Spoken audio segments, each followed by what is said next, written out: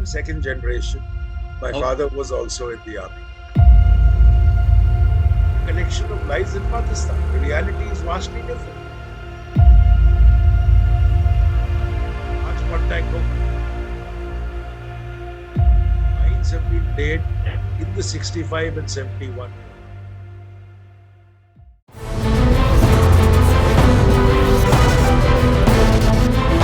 Welcome to Prachand Talks, a podcast by Irvin Khurana.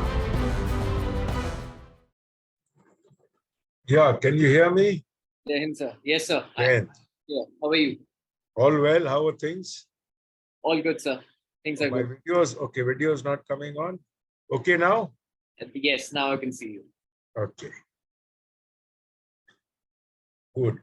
So we can get started. Absolutely no problem. Sure, sir. So, sir, before we actually dig in, so would you like to say a few words to the viewers? For the viewers? I'll look at it at the end. Okay, sure. Sure, sir. So, like, sir, as we know that, you got inducted in the army back in 1979 in June and got superannuated in March 2015, which turns out to be 36 long years of service. Also, you had uh, different positions that you held and different appointments that you had, starting from J&K to Northeast India to Mozambique and UN. So my very first question to you with regards to that is, so what brought in that patriotic fervor of, serving the nation in olive greens? I'm second generation. My Okay. father was also in the army. Okay. Throughout childhood, one has seen the bonding which the services have, which the people in the services have for one another. Okay. The ability to help one another, the ability to stand by. In 62, when my father was moving for the 62 war, those days you never had the army group insurance, you had nothing. And my family, my father's side had migrated from Pakistan in 47, 48. They had nothing in 47. My mother's side had migrated a few years earlier from Myanmar. So frankly, there was not much in terms of support. He had just about managed to buy a plot in the then defense colony in Delhi, which at that time was a jungle in 62. Okay. So he had no money for insurance. And my mother was worried that in case something happens, she's with two kids and there's nothing to bank you or to give you support. That's when a neighbor, another serving person, a neighbor, walked in and provided the funds. That's the sort of bonding or the support that you've had. And which carries you, you've seen that through different parts of life. So that actually becomes a part of you. The service life, the routine, the discipline, the sort of timing, the bonding, the way they care for the family members of those who are in service, those no longer there, actually, makes you feel that you're joining a family. So I guess that's what happened to me and my brother. And we both walked in, and we both have been in the army all through. Okay. Wow, that's really good to know, sir. So when your actually journey started, it should have started from one of the academies. So did you have a clarion view out of the desire of joining a particular regiment? Because when you got inducted, you were there in the regiment of artillery. So did you have anything in mind? See, my father was a Madras sapper. He was in the engineers. He was very keen that I joined the engineers. But I was not technical. I'm a commerce accounts, geography pass out from school. I had to take about 6 months of tuition to just about clear the written examination. Okay. And then I lost 6 months in NDA on account of academics, again, basically technical subjects. Okay. So for me, joining a technical arm was out. The options were between armored corps, artillery, and infantry. Okay. So the choices also went in that regard. I got artillery, and I think I'm very lucky I got, which I finally realized that it was, in the long term, I think the best option I could have got. Okay. Thank you. So with this, let's move on to the next section, which is with regards to J&K, Jammu and Kashmir. So as we all know that, it has been an active area since independence. By active area, just for the viewers, we mean the terrorism prone area, very much terrorism prone area. So, so what was the observation with regards to the fact, what motivated the terrorists there at that time in pulling See, out the terror attack? when you look at 1990, we talk of no border fence. Okay. We talk of a problem of the elections that took place a year or so before that, which was supposed to have been the most rigged elections in J&K. Okay. Also, we tend to forget that that was the time when the Indian Army was in Sri Lanka. So our concentration was split. The internal atmosphere had gone bad on account of the elections, the rigged elections, and the sort of the overflow that happened politically, which impacted the youth and impacted the people of J&K. Okay. Pakistan had always been intending to needle. 65 had sent in infiltrators. So it was always looking to needle. It got this opportunity. And that is when it began pushing in terrorists in a big way. Okay. There was no Rashtriya Rifles. The units were not deployed for counterinsurgency. You did not have the troop density there. You had thinned down troops to handle Sri Lanka. So there was a lot that was happening within the country. And at the same time, around the same time, in the Northeast, the Chinese were there at Sumgong-Chu or somewhere there. So there were too many actions which were on simultaneous, which Pakistan intended to exploit. And that is how the flow of terrorists increased. It took a few years when the Rashtriya Rifles came into play, settled in, became today it is the best counterinsurgency force anywhere in the world. But it took time to settle in, to create the environment and to regain the sort of hold which the terrorists had created. And Pak exploited it by playing on the religious card, by playing on the rest of it to try and draw in the youth to J&K to support it. So that took time, and that is what has been a time-consuming factor. Okay. So, having said the fact that there was a lot of terrorism in Jammu and Kashmir at that time. So, talking about the capabilities of the terrorists, were they equipped with some good sort of combat training as compared to today's time? See, the terrorists then were those who were specially trained. I know, in the operation that I was involved in, there's one whom we arrested, there were few that we knocked off, but the one that we arrested was an ex-Pakistan SSG Havaldar. Okay. So you actually had, at that time, people who had been brainwashed, who were trained, who had operated in Afghanistan. Now, that was the lot that you were pushing initially. And that was a lot that came in because the entire terrorism, to a very large extent, was Pak nationals.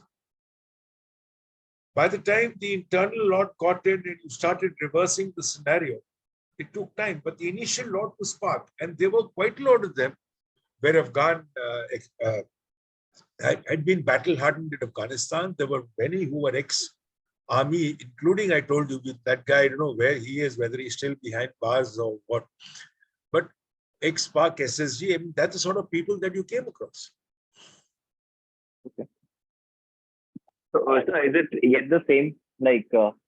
Are they yet those Pakistani ex-servicemen who just, infiltrate or try to infiltrate? Say again, I didn't catch you. I'm saying, sir, that even in today's time, are terrorists also fall from the same category like it was in the past? No, today what you've got is they're basically local people in POK whom the terrorist groups hire for a measly figure. Unemployment rates are high. Many of them are drug addicts. So they are hired at measly rates. The money normally goes to the family.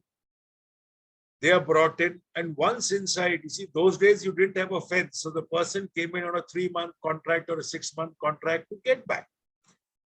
Today with the fence, getting back is impossible. Once you're in, that's where you're going to end up. that time you could afford to get back. So a number of them came in for 3 months or came in for duration of 6 months and with no fencing, with limited deployment. You never had border sealing of the level it is now. So you were in a position to get back, fulfill your contract, collect your money and go. Today you can't. So today what you're getting are people who come in who are brainwashed. And many today, once they are arrested, they realize that they've been told a collection of lies in Pakistan. The reality is vastly different. Right. And they're not of the level which was, the sort of level of training, because they're not those who are battle hardened. Okay. Okay. So like you said that time, Rashtriya Rifles didn't exist. It came What? afterwards. You said that time Rashtriya Rifles didn't exist. Yeah, because we never had it. You see, they were raised later. So was the concept of QRT yet there, or it See, also came QRT afterwards? QRT is a concept that's always existed. I Okay. mean, even for an internal affair, even in a good normal peace station, you always have a QRT because it need not be this. It can be a fire. It can be anything that can happen. A quick reaction team is a group of people who are ready to move at short notice for anything that happens. Okay. It need not only be for a terrorist action. If there's a fire, you need someone to come rescue. If there's something, after all, you need a team which should be ready to move at short notice for anything that can happen. Okay. Right. That is one. Secondly, the concept of QRT is basically that a team is ready and able to move, which means that it has got all its ingredients. Today in CIOps, everyone has his ingredients with him, his weapon, his ammunition, everything is with him. Everyone is ready to move at any time. That is what the intention is in counterinsurgents. A quick reaction team is something which moves in a particular area. It's a team that is there to assist in an ongoing operation, incident, or to react to something that is. Okay. So were you a part of QRT as It's well? always been there. I mean, from everyone who joins in at some stage, you are there. So it's not that. Okay. Okay. So like especially when the operations are going on and the scenario wherein the terrorists are actually taking shelter in some kind of either house or some other property, and a cordon is laid down. So besides keeping aside the factors that there should be no collateral damage or some casualty, what else is actually taken care of just in general terms?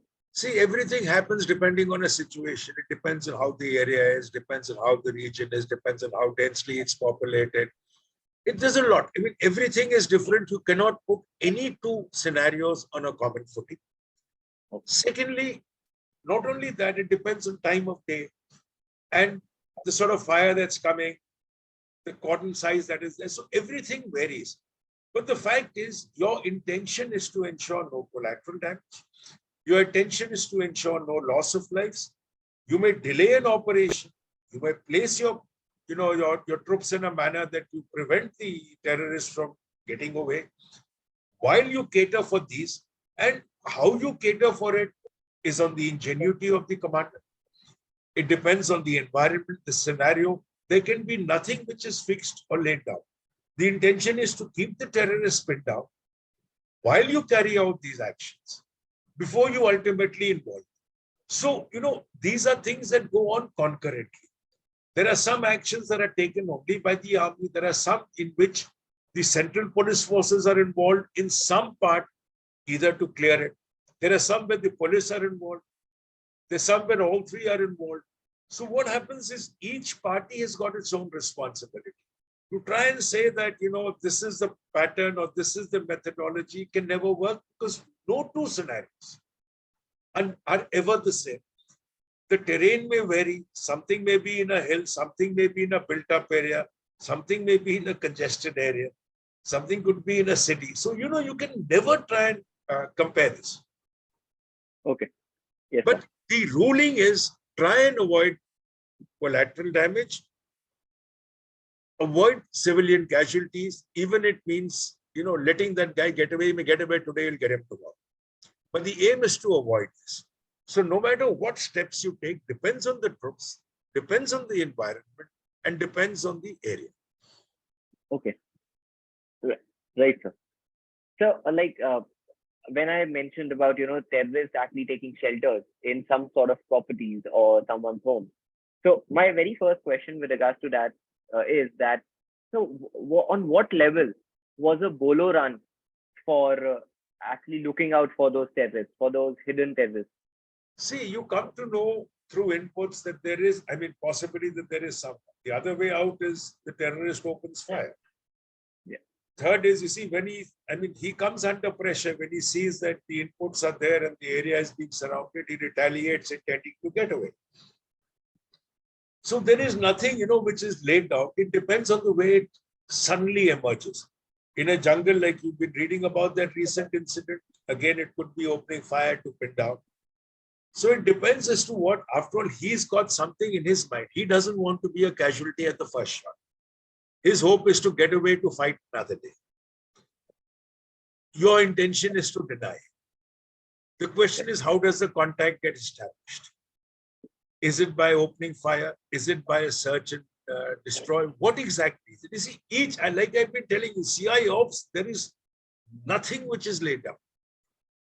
It is all the way it progresses. So right from the beginning, in fact, no wonder when you leave an RR unit outside near the outgate, you will invariably find a board, aaj contact hoga. It is warning the man that be prepared. Today could be a contact. You cannot afford to let your guard down even for a minute, because you never know from where and which direction anything can happen. So, because it's a very fluid operation, small team operations, fluidity is the name. How you react to the moment the incident takes off is how you're going to get your results. Okay. So, as they were terrorists back then as well.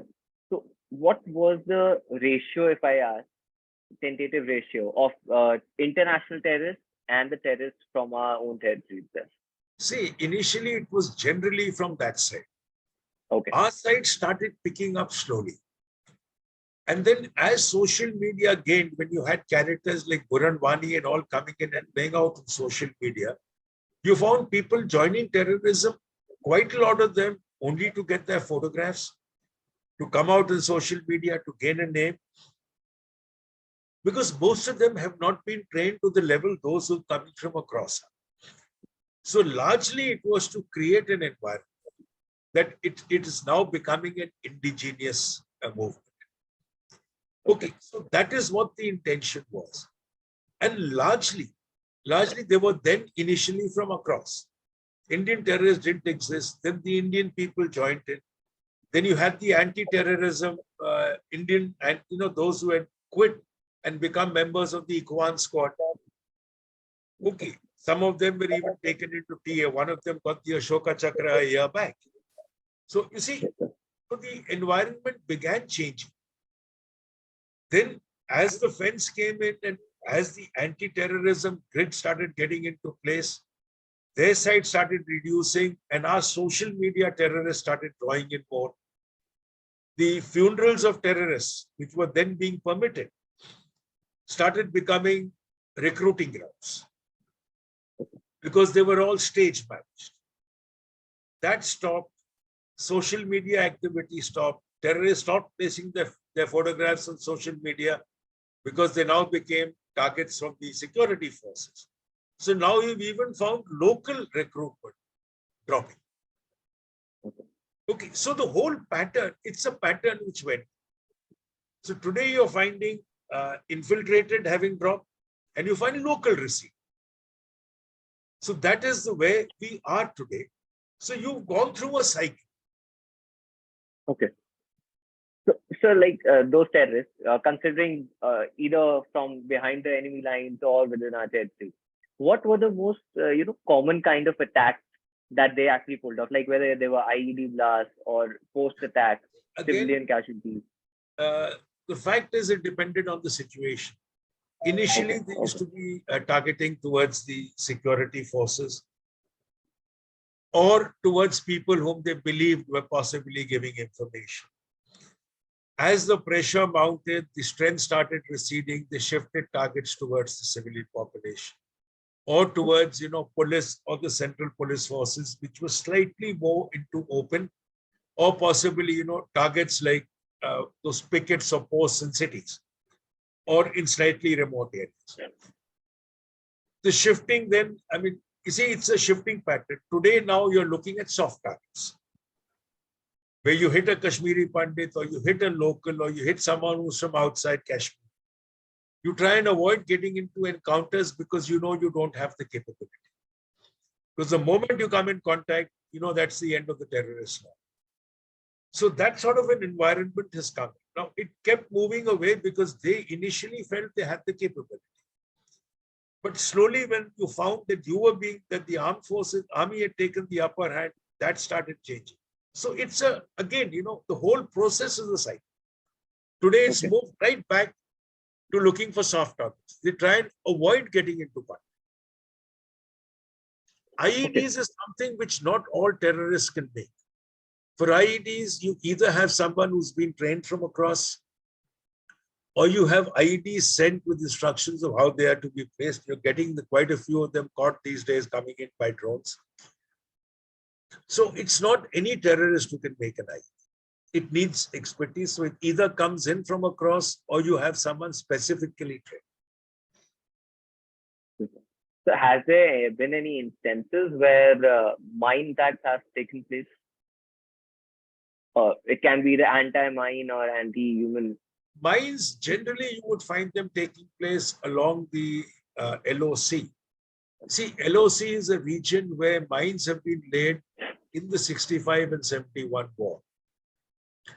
Over a period of time, thanks to rains, thanks to snow, these mines have shifted. There are no records. So there are times when the shifting mines or something does cause a blast.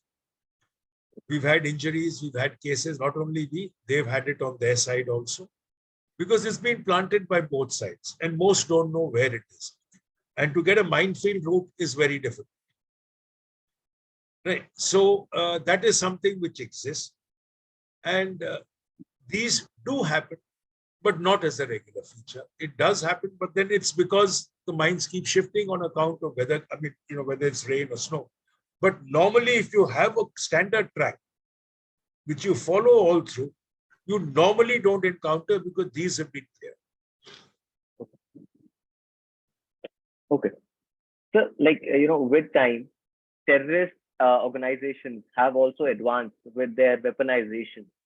So, if we say, what was their conventional weapons? What were their conventional weapons back then? AKs. They were always AKs. Completely dependent upon them. Yeah. That is the safest weapon to give a terrorist. Try and determine where it is manufactured. Right. Yes, sir. And now when you're looking at the hybrid terrorists, those who are actually working somewhere, who carry out an act and go back, the ones looking to engage soft targets, they are being given pistols. So, that's the only difference. Most of the pistols are China made. And today, AK-47 is flourishing in Pak thanks to Afghanistan. Yes, sir. So, one last question with regards to the terrorist thing. So, there have been sleeper cells as well. If I talk about a layman, quite recently, layman has actually got exposed to this terminology. They have actually got to hear a lot about it. What was the ratio back then of the sleeper cells? Was there a concept of see, sleeper cells, overground workers, no matter which term you take, you always have a support base for terrorists to function. Without the support base, the terrorists cannot survive. They are the ones who provide him direction. After all, you need someone to guide him from the LOC to where he's supposed to go. You need someone to provide shelter. You need someone to give food. You don't expect him to live off the land. In some cases, he does, but most of the time, there are people. Someone needs to guide him to where the targets are. It's not easy otherwise to operate, especially in a jungle environment. So you've always had overground workers, sleeper cells. The overground workers have had other tasking also. Some of them were what were termed as the funeral brigades. That is where whenever there was a funeral for a terrorist, they would arrive. They would do all the drama, the scenes to try and recruit more people into terrorism. You had them trying to recruit people from local areas, trying to project. So, they were paid for that role. So that has always existed all through. It's a very slow and, continuous process of intelligence gathering from where you're able to try and block it and prevent them from going further. Now, that's a continuous process. You get one person, you locate the entire back network. You get that, then you locate a further back network. So that's how the entire system of removing them. But even today, they exist because that is how the terrorists in that Rajouri Poonch area are currently even being guided. They are being guided by overground workers. Yes, sir. Okay. Sir, a very important thing that plays a role in any kind of operation is intel, right? And we get that from our sources, right? So my question to you is like, of course, the sources work. They also need to feed their families. They get money for that. But my first question for that is like, it might depend upon the kind of operation we are pulling on, but where do they actually hail from? Our own territory, most of them, or they are actually behind the borderline as well? They get it from wherever. Let's leave it at that. How they give it to us, let's leave it at that. But without intelligence, operations start. Yeah. Let's leave it at that. Sure, sir. Okay. So, this was with regards to the fact that, we were talking about J&K. I have one last question before we actually move on to Northeast India and its operations. So my question is like, terrorists take shelters in, people's houses. So exactly what is happening over there at that time? Like, what is their general practice? Threatening them, giving them money, or All exactly basis this religion? All of them. All of them. All It of could them. be any. It could be any. It just depends. Okay. Right. Thank you, sir. So with this, we actually come to an end of the section for Jammu and Kashmir. Now moving here to like East India, Northeast India, where you have also like served for a while. So my very first question is like, what were the reasons as per you behind the emergence of militancy in Northeast India? Were those like just that ethnic diversity wasn't there? There was a miss of representation or underdevelopment. What was the reason? Multiple, it could be. It again depends region by region. Ethnic diversity was one factor which affected Nagaland, Manipur. Okay. The influx of Bangladeshis affected Assam. That's how the Ulfa agitation began. Okay. So, there were different diversity. Then the Nagas wanted their setup. They still do. The other ethnicities do not accept that fact that Nagas are going to dominate, including taking part of possibly Mizoram or Manipur. Yes, so, there is that factor there. The Bangladeshis coming in has affected Ulfa, Bodoland, all these regions. So the factors are different. Each region is different. Each state has got, wherever you have it, each militancy has got its own issues. So, but basically it is either ethnicity or it is in some parts this factor about the Bangladeshis. Okay. So, in Northeast India, around 11 such organizations actually formed a forum called VC Forum, WSEA, during that time. And their main aim was to actually, fight back to their respective governments, to be precise, like India, Myanmar, or Bhutan. So, like, what was their main aim actually? See, these organizations keep getting formed, keep getting changed. Some get in, some get out. You can keep naming a collection of them. The Indo-Myanmar border was always open. People moved both sides. which is why when the strike took place after the incident in the Northeast, it went across the Myanmar border. And it went that side because terrorists operating in India live in Myanmar, because that is the area where the Myanmar army had best control. So they could get shelter that side. There's a lot of common ethnicity of people living on both sides of the Indo-Myanmar border. And to a large extent, there was a Chinese influence in that region, supporting the Kachin rebels and the rest, which were bothering the Myanmar army. The outflow kept coming to us. There was a lot of support of our leaders. Even today, I think Paresh Barua is somewhere in China, living there. So this sort of an atmosphere always existed. Now, whether they wanted, I mean, the northern, for China, or in fact, in Myanmar, that region of Myanmar, they don't believe that they need to be a part of Myanmar. They want to be independent. They want to control their own region. So these are issues that were always there, that have always been there. They're political to some extent. They need to be handled with a little bit of care, which is what the Naga talks are going on now.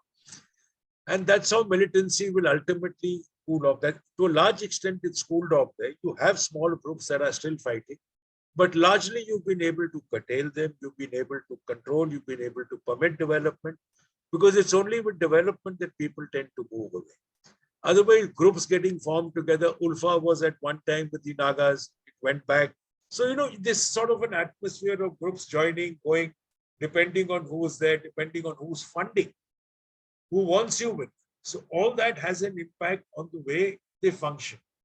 But to a large extent, the groups may operate temporarily or may operate together with the other for some benefit, not on ideology.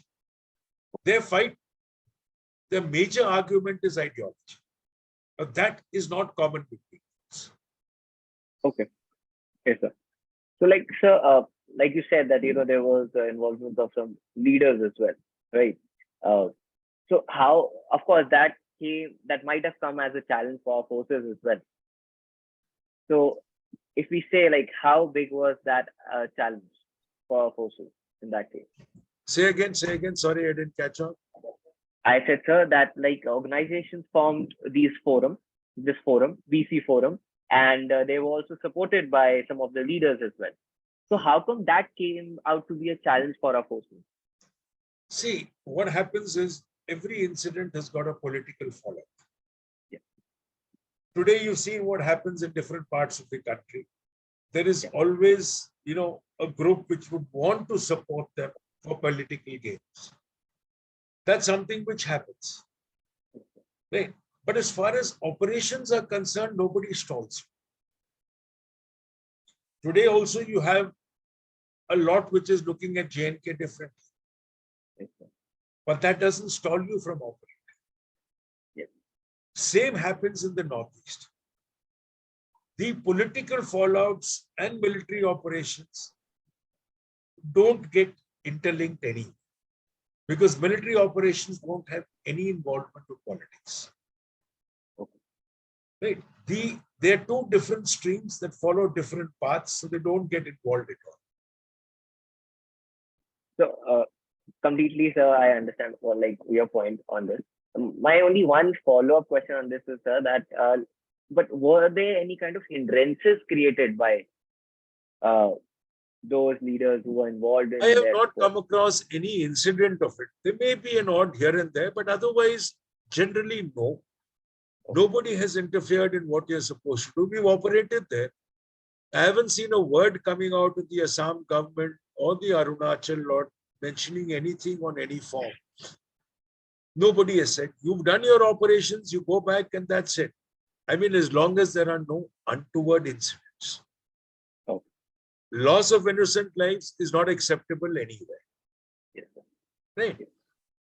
If it's a genuine mistake, it's different. But otherwise, it's not acceptable. You're supposed to avoid that. As long as that happens, there is no one who raises an objection. Okay. So, you recently mentioned, just now you mentioned about loss of civilian lives is definitely a concern.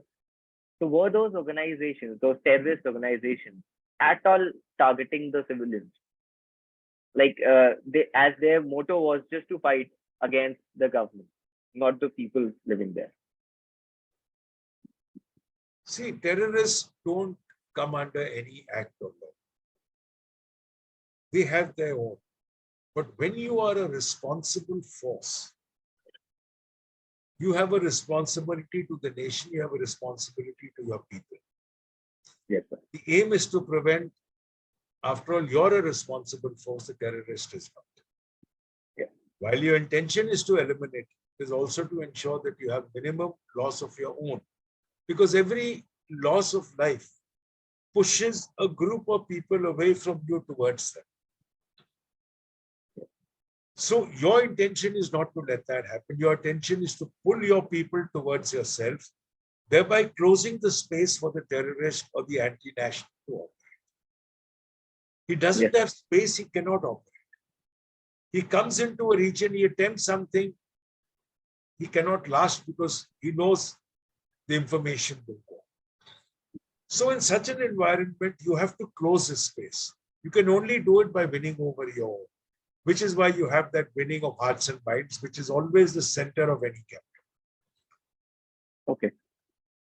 So, of course, eliminating the terrorists is definitely a priority because they are, in a way, harming our people and harming our nation. So, what was like, the approach most of the times while operating in Northeast India?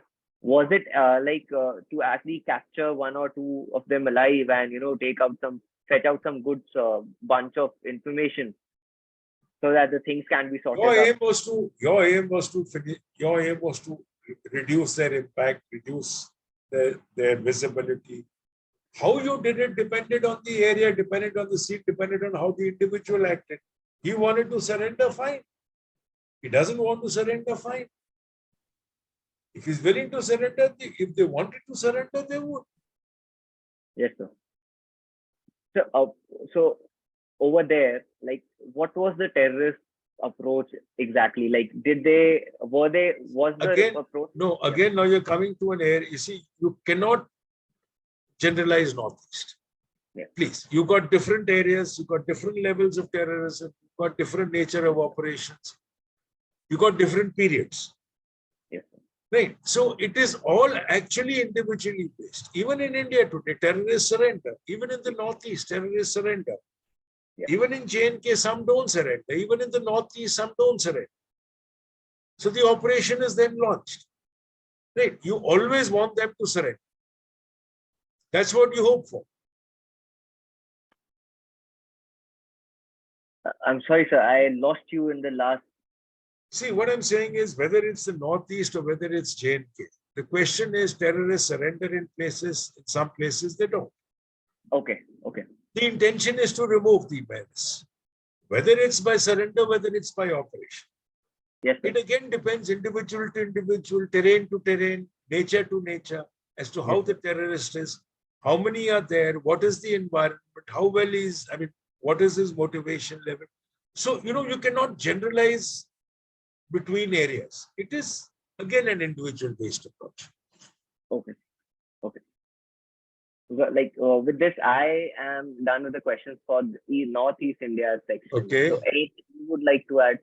Nothing. I mean, these are, it's a lot of change in the Northeast. Things have improved a lot. Whether it's J&K, whether it's Northeast, terrorism is going down. Yeah. Terrorism is not something that finishes overnight. Yes. It's a slow process. We began in the 90s. Today, now you're looking at the G20 meeting on terrorism in Srinagar. Could you have thought about it then? So you see, what you're seeing is a change which takes time. A change which flows from development, a change which flows from education, a change which flows from realization. Today, with the G20 there and the Vande Mataram train reaching Assam, both on the same day, you're seeing two different parts of India, seeing a vast contrast and change from what it was. When I first went to the Northeast, you only had meter gauge. Yes. And it used to take me, and I remember taking a meter gauge, I think it took me 3 or 4 days from Lucknow to Dibrugarh. And it was complete meter gauge, taking a very funny route via Gorakhpur, wherever. But then look at it now, you're there in 24 hours or less than 24 hours. So you see the way things have changed. So with this change will come development, with development will come understanding, with that will come realization. And then the outside interference to bring about, to make you think that there are people who are against you or people who are not looking for you. That thought vanishes, which is what we are seeing in both areas. And I think that's good. And I think we'll keep seeing a change with period of time. Okay. Thank you, sir. So with this, let's move to the next section. Another very important phase wherein you served in Mozambique as a UN peacekeeping mission.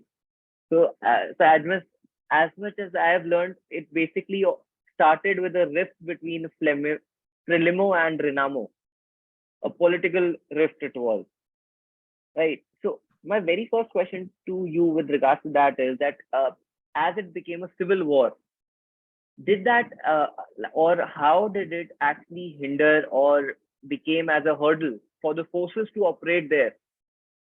See, we were not, you got to realize that by the time we went in, there'd already been talks on both sides, orchestrated by the UN. The rebels were to surrender their weapons in camps. Okay. We were UN military observers. You had engineering companies. You had an infantry battalion from Uruguay and somewhere else, whose job was basically not security, but just a support in case required. Okay. We were unarmed. We were setting up camps in the middle of nowhere, where the rebels would come, surrender their weapons, and after that they were fed, looked after, clothed, given re-education, reset for the next phase of their life. Okay, so that was what the intention was. Talks had taken place. By the time we left, the surrender was still in process. Talks were continuing, but there was a ceasefire. Okay. So, but like you just mentioned that you and your troops also had set up camps, right? And if I'm not mistaken, those were in the mine-infested areas. Yeah, many of them were in mine-infested areas. But then once you were, in my case, the two camps that I was involved with, we were moved in by helicopters, including our vehicles. Okay. Once the rebels came and they joined us, they were the ones who showed us the routes out because they knew the way. So when they surrendered, they got their people who told us which is the route to be taken. They marked the route, they laid it out, after which we were able to get convoys in and out. Okay, so initially you had to set up, live in the jungle with almost that limited radio communication. Whatever you had came to you by helicopter. So once the rebels started coming in, you were able to determine and then you got into the system. Okay. So was there any rebel like that tried turning rogue while guiding you ahead to the route? It's not that, but yes, I did face an internal issue that was I had gone out on a 4-day, 5-day task elsewhere.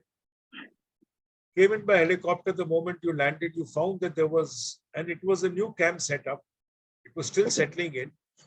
You had 3 other observers there, and you found a sort of a revolt going on within the camp, where the rebels, they had taken their weapons back and they were threatening.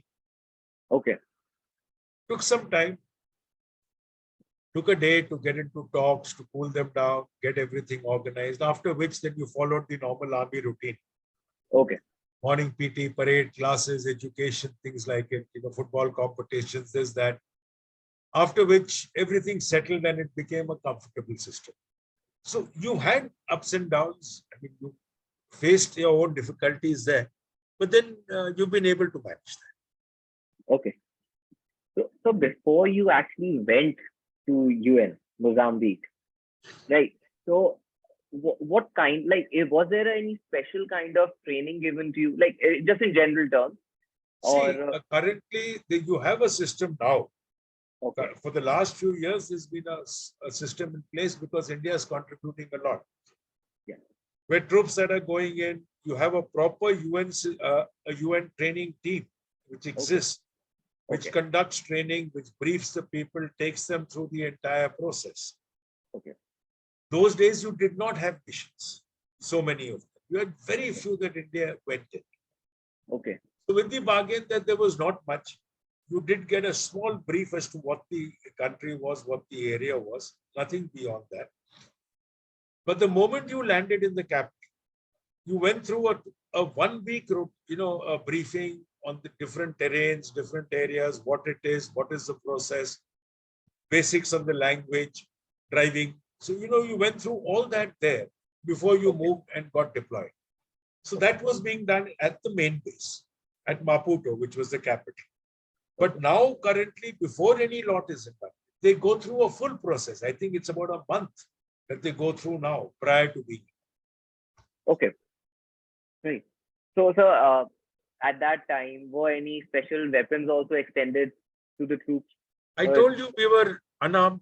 The others who went in, they were basically support lot. But even then, you see, the weapons that you carry are your own.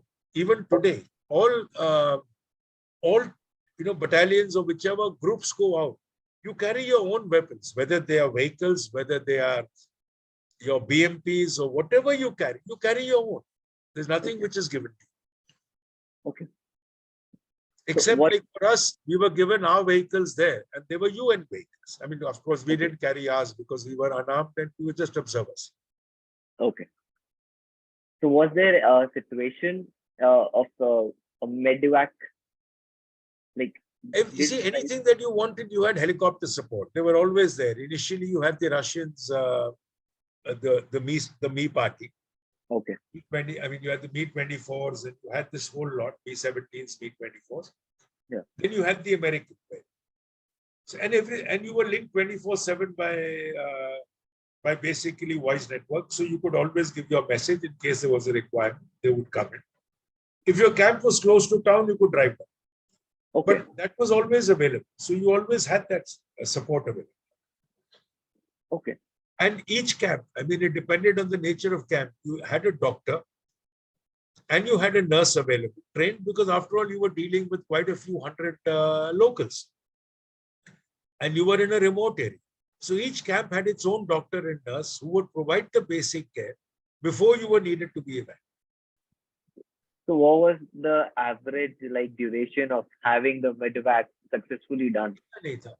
Whenever you wanted, they never backed down. In fact, there was never a problem in terms of, see, the Western world believes a lot in saving lives.